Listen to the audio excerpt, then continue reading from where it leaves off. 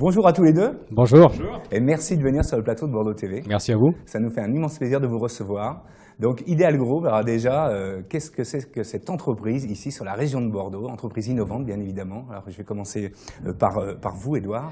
Alors Ideal Group, c'est une société qu'on a créée il y a 5 ans. Une société de promotion immobilière, principalement autour du logement. C'est un peu banal comme réflexion, mais c'est issu d'une rencontre. On s'est rencontré avec Pierre dans un grand groupe national. On était tous les deux dirigeants, managers principaux d'un grand groupe national. On avait une vraie complémentarité et une vraie association d'idées. Donc on s'est dit, pourquoi pas le faire nous-mêmes.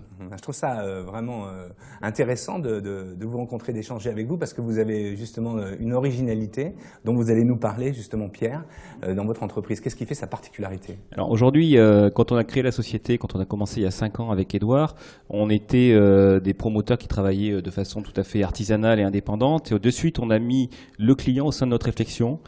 Cette réflexion, elle a été à la fois de produire des logements de qualité, mais également d'accompagner nos clients sur du service. Ça nous a mené sur l'année dernière à créer une entité qui s'appelle le Club et qui nous différencie des autres promoteurs puisqu'on fait de la conciergerie pour nos clients qui, quand ils deviennent clients chez nous, deviennent également clients du club et bénéficient des services qui vont autour de leur acquisition. Ça peut être l'accompagnement du financement, ça peut être l'installation dans son futur logement avec des entreprises de déménagement, d'inscription aux écoles. Donc c'est tout ce service-là qu'on a voulu mettre au cœur de notre entreprise et d'apporter de plus en plus de services à nos clients avec récemment l'acquisition d'une agence immobilière qui s'appelle Carias Immobilier et qui accompagnera au-delà de l'achat en syndic de copropriété et gestion locative. D'accord. On va revenir sur la particularité de vos logements, en particulier sur cette région. Alors ça ne se limite pas qu'à Bordeaux, vous êtes aussi également à Bayonne et puis vous avez d'autres ambitions, on en parlera tout à l'heure. Votre entreprise fait 40 millions de chiffre d'affaires aujourd'hui. Elle a fait 40 millions effectivement en 2015. On n'est pas loin de 80 millions cette année, en 2016. Oui. D'accord, vous avez doublé en un an. On a doublé en un an, on est à 245 réservations aujourd'hui à fin juin. C'est une belle réussite. Aujourd'hui, ça fait partie de notre plan de développement. On a aujourd'hui des opérations, une taille moyenne d'opération de 27 logements, mais on rayonne entre 10 et 160 logements. Et on essaye toujours d'avoir des copropriétés à taille humaine pour, encore une fois, laisser le client au centre de notre préoccupation, au centre de son environnement d'habitat. L'an dernier, c'était 400 logements pour 40 millions, donc c'est 800 logements pour... Oui, la réalité, c'est que 2015, donc on a fait 40 millions, c'était à peu près 200 logements mis en chantier. Là, on va être sur 400. On a un rythme de croisière sur la région bordelaise à 300 logements à peu près. Faut rester raisonnable. La production sur Bordeaux Métropole, c'est 3500 logements, donc on a quasiment 10% de part de marché. Ce qui est déjà formidable. Donc on va aller chercher les leviers de croissance sur d'autres régions.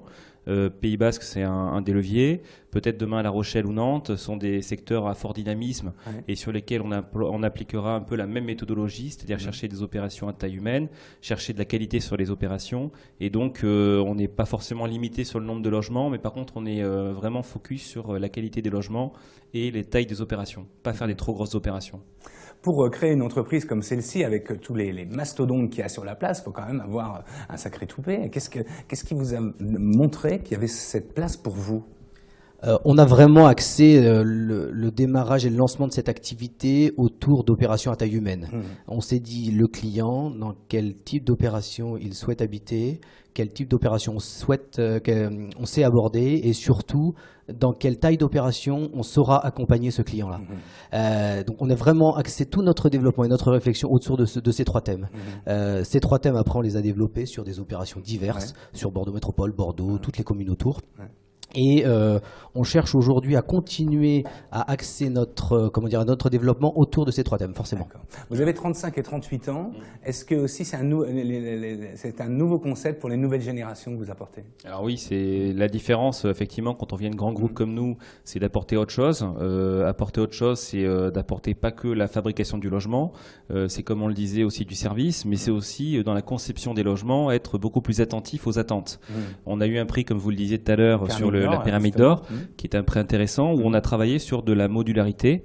Quand quelqu'un achète aujourd'hui dans du logement collectif, il est contraint par une taille de logement qui ne peut pas faire évoluer. Tout l'intérêt du projet sur lequel on a été récompensé, c'est que le projet pouvait évoluer dans le temps, avec des pièces en plus qu'on pouvait créer, mais également avec un accès sur le prix de vente qui est très raisonnable, puisqu'on a vendu à des prix à 2700 € du mètre carré, ce qui dans le neuf est quasiment pas comparable. Donc c'était chercher une clientèle que les gros promoteurs n'étaient n'était pas allé chercher jusqu'à maintenant et qui a garanti un vrai succès sur l'opération. Le marché de Bordeaux se passe comment? Se porte comment en termes d'immobilier? Aujourd'hui, il se porte plutôt bien. On le voit, hein, Bordeaux, souvent plébiscité comme une des villes les préférées des Français, un vrai dynamisme immobilier, des grosses zones de développement. Aujourd'hui, il se porte plutôt bien. Ce qui est important, c'est de réussir à identifier dans ces zones de développement les vrais besoins de nos clients, les vraies attentes en termes de programmation, en termes de qualité d'habitat, en termes de densification. Et c'est ça que nous, on essaye de cibler au sein de ces zones de développement. Alors vous êtes bien sûr sur Bordeaux, mais aussi vous vous développez sur Villeneuve-d'Ornon, sur différents lieux comme celle-ci. On voit d'ailleurs vos réalisations ici. Ces évolutions sur Bordeaux Métropole ont quoi comme signification pour justement tous ces élus politiques aujourd'hui? C'est-à-dire que comment vous arrivez à jongler avec tout ça? Ça ne doit pas être très simple. Alors c'est pas simple. Aujourd'hui, il faut savoir qu'on part d'une période où les promoteurs ont beaucoup bâti sans concertation. Beaucoup de projets se faisaient à l'initiative parfois des élus, mais les riverains étaient souvent opposés au projet. Je trouve que la démarche a beaucoup évolué depuis quelques années.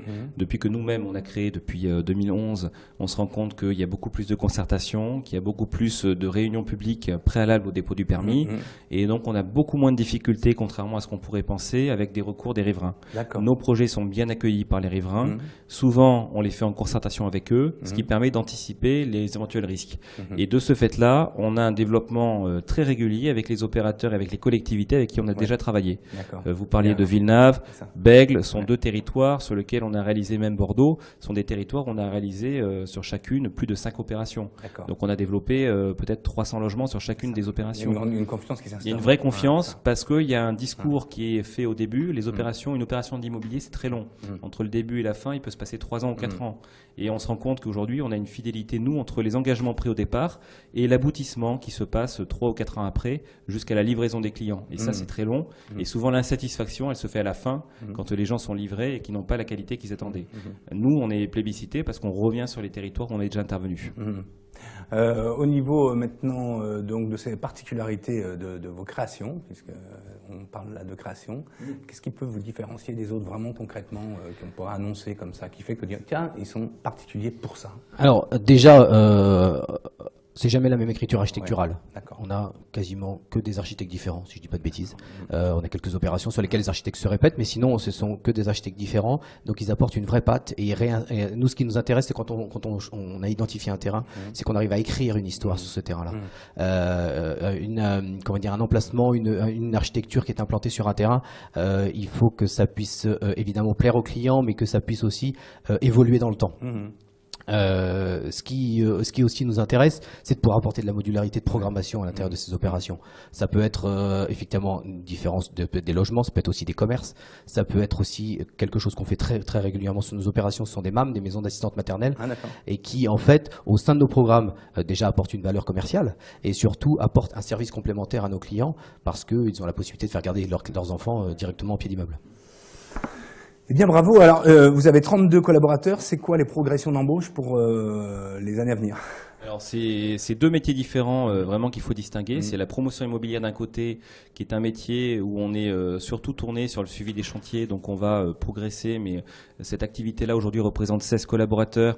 Elle devrait arriver à maturité à 20-25 maximum avec des services supports. Et par contre, il y a un deuxième métier qui est vraiment le syndic et la gestion locative, qui elle se développe avec le portefeuille qu'on développe en parallèle.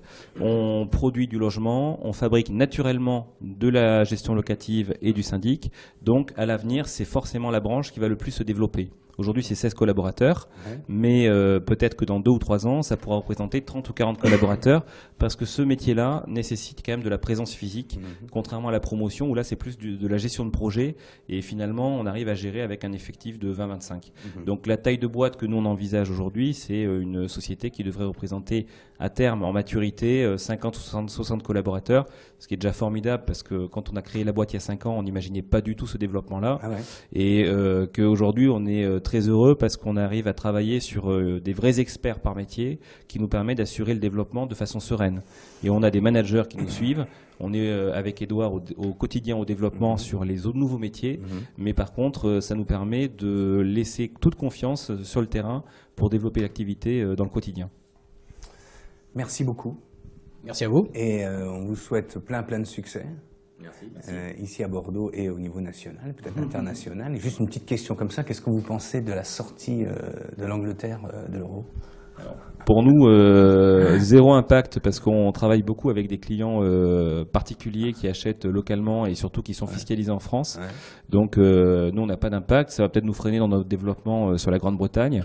Mais localement, on va dire qu'on n'est pas trop gêné.